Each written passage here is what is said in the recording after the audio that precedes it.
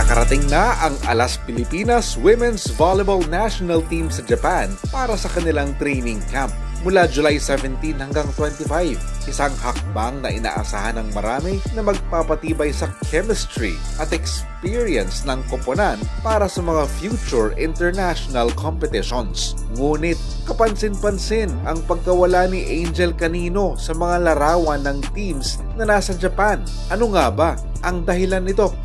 Ayon kay Head Coach George Souza de Brito, ang training camp sa Japan ay isang mahalagang hakbang upang mapalakas ang team chemistry at mapalalim ang kanilang karanasan sa international volleyball. Matatandaan na ang Alas Pilipinas ay nagmula sa isang mahigpit na laban sa FIVB Women's Volleyball Challenger Cup kung saan sila ay nakaharap sa makapangyarihang Vietnam.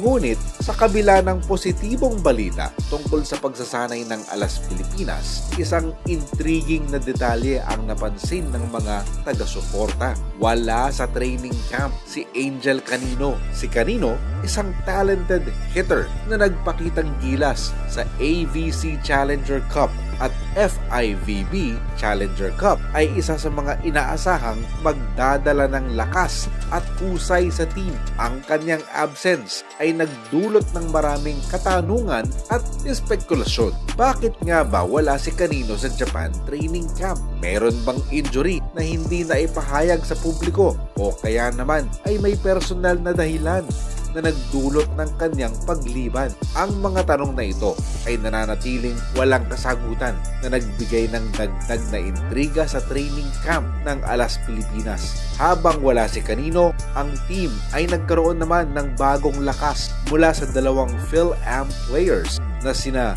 Tia Andaya at Hannah Citres. Si Andaya, isang setter, at si Citres, isang libero, ay inaasahang magdadala ng bagong dynamic sa laro ng Alas Pilipinas. Ang kanilang pagdating ay isang welcome addition para kay De Brito at sa buong koponan, lalo na't sila ay may international experience na kapaki-pakinabang sa training camp.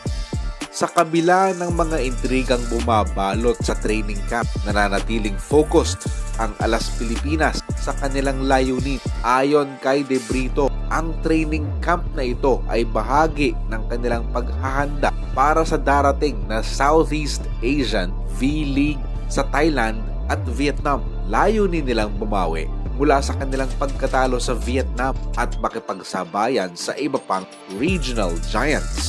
Ang pag-iensayo sa Japan ay inaasahang magbibigay sa kanila ng tamang kondisyon at kaalaman upang harapin ang mga susunod na hamon.